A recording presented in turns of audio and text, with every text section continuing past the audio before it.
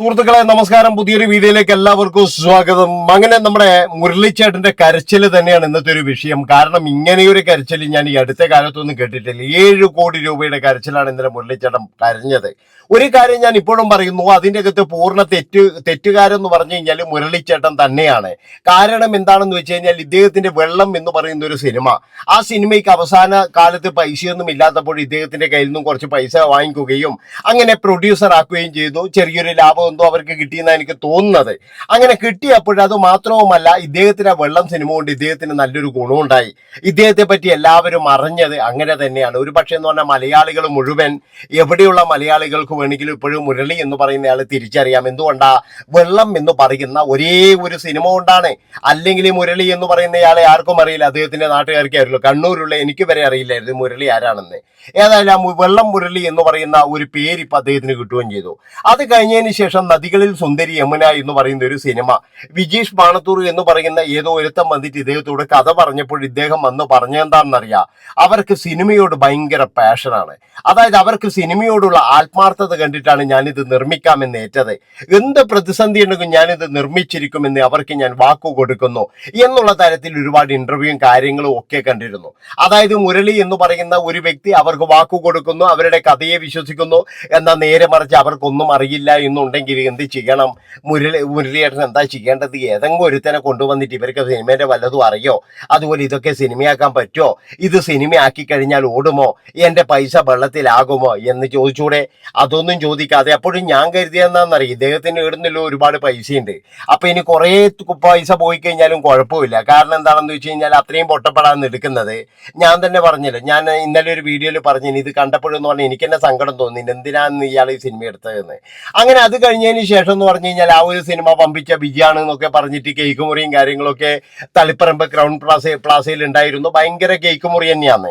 അത് കഴിഞ്ഞതിന് ശേഷമാണ് ഇദ്ദേഹം മറ്റേ ഒരു സിനിമ എടുക്കുന്നത്, സുമതി വളവ്. അതിലെന്ന് പറഞ്ഞു കഴിഞ്ഞാൽ ഭയങ്കരമായിട്ട് ഇതായിരുന്നു. അതായത് പിന്നെ അതിൻ്റെ അകത്ത് അഭിലാഷ് പിള്ളയുടെ ഒരു ഡയലോഗൊക്കെ വരുന്നു. എന്താണെന്ന് വെച്ച് കഴിഞ്ഞാൽ മുരളിയേട്ടൻ പറഞ്ഞത് പ്രകാരം തുക എത്രയായാലും വേണ്ടിയില്ല, നമുക്ക് സിനിമ നന്നാക്കണമെന്ന്. അവസാനത്തെ ആ ഒരു ഡയലോഗ് മാത്രം മതി സിനിമ പൊളിയാൻ എന്ന് നമുക്ക് എല്ലാവർക്കും അറിയാം. അതായത് സുമതി വളവ് എന്ന് പറയുന്ന ഒരു സിനിമ നല്ല ടൈറ്റിലും കാര്യങ്ങളൊക്കെ ആണെങ്കിലും അതിലെന്ന് പറഞ്ഞ ഒരുപാട് പ്രശ്നങ്ങൾ വന്നു എന്നാണ് ഇദ്ദേഹം പറയുന്നത്. അത് 25 കോടി 20 കോടി രൂപയിലെ കളക്ഷൻ നേടിയതായിട്ട് പിന്നെ എന്ന് പറഞ്ഞാൽ അതിന്റെയും വിജയാഘോഷവും കാര്യങ്ങളൊക്കെ നടത്തിയിരുന്നു. ഏതായാലും ഇദ്ദേഹത്തിന് ഈ 2 സിനിമയെന്നും കൂടി പോയത് എത്രയാന്ന് ചോദിച്ചു കഴിഞ്ഞാൽ 7 കോടി രൂപയാണെന്നാണ് പറയുന്നത്. 7 കോടി രൂപ നിങ്ങളൊന്ന് ആലോചിച്ച് നോക്കിയാട്ടെ. ഇത്രയും പോകുന്നത് വരെ ഈ മനുഷ്യൻ ഇങ്ങനെ നോക്കി നിന്നു എന്നുള്ളതാണ്. ഇനി മറ്റൊരു കാര്യം എന്ന് പറഞ്ഞു കഴിഞ്ഞാൽ നമ്മുടെ സിനിമാക്കാര്, അതായത് സിനിമാക്കാർ എന്ന് പറഞ്ഞാൽ ഏതെങ്കിലും ഒരുത്തനെ കിട്ടാൻ വേണ്ടിയിട്ട് തന്നെയാണ് അവരിങ്ങനെ നടക്കുന്നത്. അവർക്ക് ഏതെങ്കിലും ഒരാളെ കിട്ടിയാൽ മതി. വിദേശ മലയാളിയാണെങ്കിൽ അവർക്ക് സമാധാനം, സന്തോഷമായി. കാരണം എന്താണെന്ന് വെച്ചാൽ പൂത്ത പണം ഉണ്ടാകും കയ്യില്. നേരെ മറിച്ച് എന്ന് പറഞ്ഞു കഴിഞ്ഞാൽ അത് അവിടെയുള്ള ഒരാളിനാണെങ്കിൽ അതൊന്നും കിട്ടൂല. അപ്പൊ അങ്ങനെ പൂത്ത പണവും കാര്യങ്ങളൊക്കെ കയ്യിലുണ്ടാകും. അതുകൊണ്ട് തന്നെ എന്ന് പറഞ്ഞാൽ വിദേശ മലയാളികൾക്ക് വേണ്ടിയിട്ട് ഇവര് നല്ലോണം തപ്പുന്നുണ്ടാവും. അങ്ങനെ ഇരിക്കുകയാണ് ഈ മുരളി എന്ന് പറയുന്ന ഇയാൾ ശരിക്കും പറഞ്ഞ ഇവരുടെ കയ്യിൽ വന്ന് പെട്ടത്. അപ്പൊ അവര് വിചാരിച്ചതും ഇയാളുടെ കയ്യിൽ കുറെ കോടികളുണ്ട് വെറുതെ കിടക്കുന്ന, ഏതായാലും അങ്ങടുത്ത് ചെലവാക്കിയേക്കാന്ന് അവരും വിചാരിച്ചു. അങ്ങനെ ഒരുത്തം BMW കാണിക്കുന്നു, പിന്നെ എന്ന് പറഞ്ഞു കഴിഞ്ഞാൽ മറ്റേ ഇത് കാണിക്കുന്നു, വീട് കാണിക്കുന്നു. ഇതൊക്കെ ചെയ്യുമ്പോഴേ ഇവിടെ മുരളി എന്ന് പറയുന്നയാള് നേരെ എന്ന് പറഞ്ഞു കഴിഞ്ഞാൽ കുത്തോട്ടേക്ക്, അതായത് റോക്കറ്റ് പതിക്കുന്ന പോലെ താഴേക്ക് വീണത്. ഇന്നലെ ഇപ്പോൾ അയാളുടെ കരച്ചിലും കാര്യങ്ങളൊക്കെ കേട്ടപ്പോഴേ ജയസൂര്യ വിളിച്ചു എന്ന് പറയുന്നുണ്ട്. ഉണ്ണി മൂന്തം വിളിച്ച് അടുത്ത ഡേറ്റ് തരാമെന്ന് പറയുന്നുണ്ട്. നമ്മുടെ സൈജു കുറുപ്പ് ഉണ്ടല്ലോ, അതായത് സൈജു കുറുപ്പ് നമ്മളെ ഇതിൻ്റെ അകത്ത് ഉണ്ടായിരുന്നു, എന്താ വെച്ച് കഴിഞ്ഞാൽ മറ്റേ മാളികപ്പുറത്തില്. അപ്പൊ സൈജു കുറുപ്പ് പറഞ്ഞു ഞാൻ ഫ്രീ ആയിട്ട് അഭിനയിച്ചു തരാമെന്ന് പറയുന്നത്. ഏതായാലും അങ്ങനെയുള്ള ഒരുപാട് ആൾക്കാർ വിളിച്ചു. അവർക്കൊക്കെ വളരെ നന്ദി തന്നെയുണ്ട്. കാരണം എന്താ വെച്ചാൽ ഒരു മനുഷ്യൻ അയാൾ സിനിമയെ സ്നേഹിച്ചു പോയി, സിനിമയല്ല അദ്ദേഹത്തിന്റെ കൂടെയുള്ള കുറെ ആൾക്കാർ നല്ല രീതിയിൽ സ്നേഹിച്ചു പോയി എന്നുള്ള ഒറ്റ കുറ്റം മാത്രമേ അയാൾ ചെയ്തിട്ടുള്ളൂ. അതായത് ഈ അഭിലാഷ് പിള്ളയാകട്ടെ അല്ലെങ്കിൽ മറ്റുള്ളവരാകട്ടെ ഇയാൾ ഒരു ദ്രോഹവും ചെയ്തിട്ടില്ല. അതായത് ഇവരിങ്ങനെ ചതിക്കുന്നു പറഞ്ഞാൽ അദ്ദേഹത്തിന് അറിയില്ല. കാരണം നമുക്ക് അങ്ങനെയാണല്ലോ നമ്മളെ. അതായത് ഒരു പ്രൊഡ്യൂസറായിട്ടല്ല ഞാൻ നിങ്ങളെ കാണുന്നത്, എൻ്റെ ഒരു അനുജന്മാരാണ് എന്നുള്ള തരത്തിലാണ് മുരളി പെരുമാറിയിട്ടുണ്ടാവുക എന്ന് എനിക്ക് തോന്നുന്നത്. പക്ഷെ മുരളി ഇവരെല്ലാവരും കൂടിയിട്ട് എന്ത് ചെയ്തു വെച്ചാൽ അടിയ വെക്കുകയാണ് ഉണ്ടായത്. അതായത് ഞാൻ പറഞ്ഞല്ലോ, സിനിമാ ഫീൽഡിൽ എന്ന് പറഞ്ഞൊരു വകുപ്പുണ്ട്. അതായത് ഈ പൈസ വാങ്ങിച്ചു കൊടുക്കുന്ന ഒരു വകുപ്പുണ്ട്. ആ വകുപ്പുകാരൊക്കെ ഇന്നും നിർമ്മാതാക്കളാണ്. നിങ്ങൾ അതാലോചിച്ച് നോക്കണം. അതായത് വല്ലവന്റെയും കീഴിൽ ഒരു പണിയെടുത്ത ജോലിക്കാരൻ, സിനിമയിലെ പ്രധാനപ്പെട്ട ഒരാള്, എല്ലാവരും ഇന്ന് നിർമ്മാതാക്കളാണ്. അവരൊക്കെ കോടികൾ ഉണ്ടാക്കി. എന്നാൽ അവരെ വെച്ച് സിനിമ ചെയ്ത പിന്നെ നിർമ്മാതാക്കളൊക്കെ ഇന്ന് തെരുവിൽ തന്നെയാണ്. നിങ്ങൾ മനസ്സിലാക്കണം. എന്താണെന്നറിയാം, ഇതിൻ്റെ അകത്ത് മുടിഞ്ഞ കമ്മീഷൻ അടിയാണ് ഒന്നാമത് എന്ന് പറഞ്ഞാൽ കമ്മീഷൻ അടി, അതുപോലെ കണക്കില്ലാതെ വണ്ടി ഓടല്. പിന്നെ എന്ന് പറഞ്ഞു കഴിഞ്ഞാൽ എന്തെങ്കിലും ഒരു ചെറിയ സാധനം വാങ്ങിക്കാൻ പോയി കഴിഞ്ഞാൽ ഇപ്പോൾ ഇതിൻ്റെ അകത്തൊക്കെ നമ്മളെ പിന്നെ ഒരു സിനിമയിൽ പറയുന്നത് കേട്ടില്ല, എൻ്റെ മുട്ടനാടിന് എന്ന് പറഞ്ഞു കഴിഞ്ഞാൽ ആകെ 1000 ഉറുപ്പ്യ പോലും കിട്ടത്തില്ല, അതിന് 5000 ഉറുപ്പ്യ എന്നിട്ട് അവന്മാർ വാങ്ങിച്ചു കൊണ്ടുപോയിന്ന്. അതിൻ്റെ അകത്ത് എന്ന് പറഞ്ഞു കഴിഞ്ഞാൽ 6000 ഉറുപ്പ്യ അവന്മാർ എഴുതുക. അങ്ങനെയൊക്കെ എന്ന് പറഞ്ഞു കഴിഞ്ഞാൽ മരണ കമ്മീഷൻ അടിക്കും, അതുപോലെ തന്നെ റൂം റെന്റിൽ അടക്കം എന്ന് പറഞ്ഞ കമ്മീഷൻ അടിക്കും. അങ്ങനെ ഒരു പടത്തിന് എന്ന് പറഞ്ഞാൽ എത്രത്തോളം ചെലവ് കൂട്ടാൻ പറ്റും അതൊക്കെ എന്ന് പറഞ്ഞാൽ കൂട്ടുന്ന വികേന്ദ്രന്മാരാണ് ഇവിടെ ഉള്ളത്. ആലോചിച്ച് നോക്കണം, വികേന്ദ്രന്മാരുണ്ട്. അതായത് ശരിക്കും പറഞ്ഞ ഇവരൊക്കെ എന്ന് പറഞ്ഞാൽ സിനിമാ മേഖലയിൽ ഭയങ്കര കഴിവുള്ള വ്യക്തികളാണെന്നാണ് പറയുന്നത്. അതുപോലെ തന്നെ ഒരുപാട് പിടിപാടുള്ള വ്യക്തികൾ തന്നെയാണ്. ഇത്രയും പ്രശ്നം നടന്നിട്ട് നമ്മുടെ ലാലേട്ടനോ അല്ലെങ്കിൽ എന്ന് പറഞ്ഞാൽ നമ്മുടെ മമ്മൂക്കയോ എന്തെങ്കിലും പറഞ്ഞോ ഒരു വസ്തു പറയത്തില്ല. കാരണം എന്താ അറിയാ, ഇങ്ങനെയുള്ള കള്ളന്മാരൊക്കെ എന്ന് പറഞ്ഞു കഴിഞ്ഞാൽ അവരുടെ കൂടെയാണ്. അതാണ് നിങ്ങൾ മനസ്സിലാക്കേണ്ടത്. അതായത് ഇവിടെ ഹരീഷ് കണാരൻ എന്ന് പറയുന്നവന് 20 ലക്ഷം രൂപ കൊടുക്കാനൊരു നാമം പറഞ്ഞപ്പോഴേ അവന് പിന്നെ കൊച്ചിയിലേക്ക് പോലും പോകാൻ സാധിച്ചിട്ടില്ല. അവൻ ഇപ്പോഴെന്ന് പറഞ്ഞു കഴിഞ്ഞാൽ അവിടെ അവന്റെ വീടും പരിസരത്തും ഇരിക്കലാണ്. കാരണം എന്താ അറിയാ, ഒരു സിനിമയില്ല, ഒരു TV പ്രോഗ്രാമിലേക്ക് വരെ ആ ചങ്ങായിനെ പിന്നെ വിളിച്ചിട്ടില്ല. നിങ്ങൾ ആലോചിച്ച് നോക്കണം. അങ്ങനെ പരാതി പറയാൻ പോയി കഴിഞ്ഞാൽ എൻ്റെ പൊന്നു മക്കളെ ഒന്നും കിട്ടത്തില്ല. പിന്നെ ഏതായാലും മുരളി കുന്നംപുറത്തിന് എന്താണെന്നറിയില്ല 2-3 പേര് അങ്ങോട്ട് വിളിച്ചു എന്ന് പറയുന്നത് തന്നെ വലിയൊരു ആശ്വാസം തന്നെയാണ്. ഹരീഷ് കണാരനെ ഒരാൾ വിളിച്ചിട്ട് പോലുമില്ല, ആ പാവത്തിന്റെ പൈസ പോയി.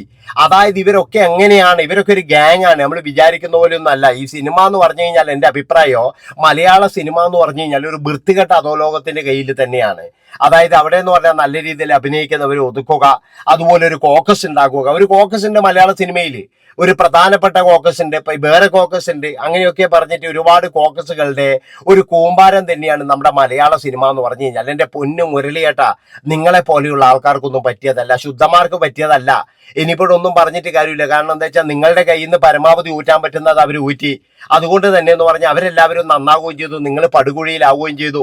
ഇനിയെങ്കിലും ഉമ്മാറെ ഒരു പാഠം പഠിപ്പിക്കണം നിങ്ങൾ എന്നാണ് എനിക്ക് പറയാനുള്ളത്. അതായത് നിങ്ങൾ കഴിയുമെങ്കിൽ ഇതൊക്കെ പുറത്തു വിടണം. പുറത്ത് വിട്ട് കഴിഞ്ഞാൽ അടുത്ത സിനിമയെങ്കിലും ആലോചിക്കുമ്പോൾ ആ നിർമ്മാതാവ് ഒന്ന് ചിന്തിക്കുവാർന്നേ, ഇവനൊക്കെ വിളിക്കണോ, ഇവനൊക്കെ എന്തൊക്കെ നഷ്ടം വരുത്തി വെച്ചിട്ടുണ്ട്, അങ്ങനെ നിങ്ങൾ ചെയ്യണം. അതാണ് വേണ്ടത്. നിങ്ങളുടെ എല്ലാ കാര്യങ്ങളും കണക്കും കാര്യങ്ങളും വാങ്ങിച്ച സാധനത്തിന്റെ വില വെച്ചിട്ട് വരെ നിങ്ങൾ പുറത്തേക്ക് വിടണം. അങ്ങനെ മനസ്സിലാക്കട്ടെ. ഇനി വരുന്നൊരു നിർമ്മാതാക്കൾക്ക് മനസ്സിലാക്കട്ടെ, ഇതുപോലുള്ള ചതിക്കുഴികൾ സിനിമയിൽ ഉണ്ടാകും. അതുകൊണ്ട് തന്നെ വളരെയധികം സൂക്ഷിക്കണമെന്ന് ഇനി വരുന്നവനെങ്കിലും വിചാരിക്കട്ടെ. ഞാൻ പറഞ്ഞല്ലോ, ഇവിടെ സിനിമ എന്ന് പറഞ്ഞു കഴിഞ്ഞാൽ യുമാർക്കൊക്കെ എന്ന് പറഞ്ഞാൽ ജീവനോപാധി അതൊന്നുമല്ല. എങ്ങനെയെങ്കിലും കുറച്ച് പൈസ ഉണ്ടാക്കാൻ വേണ്ടിയിട്ടുള്ള ഒരു അടവ് മാത്രമാണ് ചില ആൾക്കാർക്ക് സിനിമ. അതാണ് നിങ്ങൾ മനസ്സിലാക്കേണ്ടത്. ഇവിടെ 100 കോടിയും 200 കോടിയൊക്കെ അടിക്കുന്നതെന്ന് പറയുന്നത് ഒരു മണ്ണാങ്കട്ടിയില്ല. നിങ്ങളൊരു കാര്യം അറിയണം, കുറച്ച് നാൾ മുമ്പ് ശുക്രൻ എന്ന് പറയുന്ന ഏതോ ഒരു സിനിമയായിട്ട് ഇറങ്ങിയിനി, അതിന് ഫ്രീ ടിക്കറ്റ് തരാന്ന് പറയുന്നത് എനിക്കൊക്കെ. അതാണ് നിങ്ങൾ മനസ്സിലാക്കേണ്ടത്. അതായത് ആളെ തേക്കാൻ വേണ്ടിയിട്ടുള്ള പരിപാടിയാണ്. ആളെ തികച്ച് ആളെ ഭയങ്കരമായിട്ട് കാണിച്ചിട്ട് ഇവര് ഫ്രീ ടിക്കറ്റ് കൊടുക്കുകയാണ് ഇവര്. എന്താ ഇതിന്റെ ഗുഡൻസ് എന്ന് എനിക്ക് പിടികിട്ടുന്നില്ല. അതായത് മുതലാളി എന്നെ പൈസ വീണ്ടും മുടക്കം വരും, എന്നിട്ട് ഇതിനെ കൊണ്ട് എന്താ ഗുണം കിട്ടുന്നവന്മാർക്ക് ആ പൈസയും കൂടി നഷ്ടം വന്നു. അത്രയും അതുകൊണ്ടാണ് പറയുന്നതിന്റെ പൊന്നു മുരളിയേട്ടാ, നിങ്ങൾ ഒരിക്കലും എന്ന് പറഞ്ഞു കഴിഞ്ഞാൽ ഈ സിനിമാക്കാരെ വിശ്വസിക്കരുത്. കാരണം ഇവര് ഇന്ന് ഒരു പാത്രത്തിലെടുത്ത് ചോറ് തിന്നു, നാളാന്ന് പറഞ്ഞു കഴിഞ്ഞാൽ ഇവര് പാലം ഭരിക്കും. അതുകൊണ്ട് വളരെയധികം സൂക്ഷിക്കണം. പഴയ കാലമൊന്നുമല്ല, ഇന്ന് എല്ലാവർക്കും പൈസ തന്നെയാണ്. നിങ്ങൾ അഭിലാഷ് പിള്ളേനെ സ്നേഹിച്ചത്, അതുപോലെ വിജേഷ് പാണത്തൂറിനെ സ്നേഹിച്ചത് സ്വന്തം അനുജന്മാരെ പോലെയാണെന്ന് എനിക്കറിയാം, കൃത്യമായിട്ട് അറിയാം. നിങ്ങളുടെ ഓരോ ഇന്റർവ്യൂവിൽ എന്ന് പറഞ്ഞു കഴിഞ്ഞാൽ അതിൽ കൃത്യമായിട്ട് നിങ്ങൾ സംസാരിക്കുന്നുണ്ട്. അവരെ പറ്റി പറയുമ്പോഴുള്ള അഭിമാനം നിങ്ങൾ പറയാറുണ്ട്. അപ്പൊ അത്രയും നിങ്ങൾ സ്നേഹിച്ചതാണ് ആ 2 പേരെയും. പക്ഷെ അവരിങ്ങോട്ട് കാണിച്ചത് കൊടുംവഞ്ചന തന്നെയാണ്. ഒരിക്കലും കാണിക്കാൻ പാടില്ലായിരുന്നു. ഞാൻ പറഞ്ഞല്ലോ, നമ്മൾ ചില ആൾക്കാരൊക്കെ വളരെ ശുദ്ധരാണ്. പക്ഷെ ഇവരൊക്കെ എന്ന് പറഞ്ഞു കഴിഞ്ഞാൽ എങ്ങനെ ഇയാളെ കുഴിയിലാക്കണം എന്ന് മാത്രമാണ് ഇവർ ചിന്തിച്ചത്. അതായത് ഒന്നിച്ച് കൂടെ നിർത്തുമ്പോഴും, അതുപോലെ തന്നെ എന്ന് പറഞ്ഞു കഴിഞ്ഞാൽ കഥ എഴുതാൻ വലിയ സൂട്ട് റൂം എടുത്ത് കൊടുക്കുമ്പോഴും തൻ്റെ അനുജന്മാരിൽ എങ്ങനെയും ഒന്ന് രക്ഷപ്പെടട്ടെ. ഇനിയിപ്പോഴും ഞാൻ പറയുകയാണ്, സുമതി വളവ് എന്ന് പറയുന്നതിന്റെ പകുതി ലാഭം തരണം എന്ന് പറഞ്ഞു കഴിഞ്ഞാൽ ഈ പാപം എടുത്തു കൊടുക്കുമായിരുന്നു. അതാണ് നിങ്ങൾ മനസ്സിലാക്കേണ്ടത്. അതായത് ഈ അഭിലാഷ് പിള്ള പറയുന്നത് എനിക്ക് പകുതി ലാഭം തരണം എന്ന് പറഞ്ഞ് ഈ മനുഷ്യൻ പറയും തരാമടാ, എനിക്ക് അതൊന്നും വേണ്ട എന്ന് പറയും. കാരണം ഇദ്ദേഹത്തിന് എന്ന് പറഞ്ഞാൽ സ്നേഹമാണ് വേണ്ടത് എന്നാണ് എനിക്ക് മനസ്സിലായത്. അതുകൊണ്ടാണ് ഇദ്ദേഹം ഇങ്ങനെ ചതിക്കപ്പെട്ടിരിക്കുന്നത്. ഏതായാലും ഇത്രയും പറഞ്ഞുകൊണ്ട് ഈ ഒരു വീഡിയോ ഇവിടെ വെച്ച് മൈൻഡപ്പ് ചെയ്യണം. നമുക്ക് അടുത്ത വീഡിയോ ആയിട്ട് വരാം. നന്ദി, നമസ്കാരം.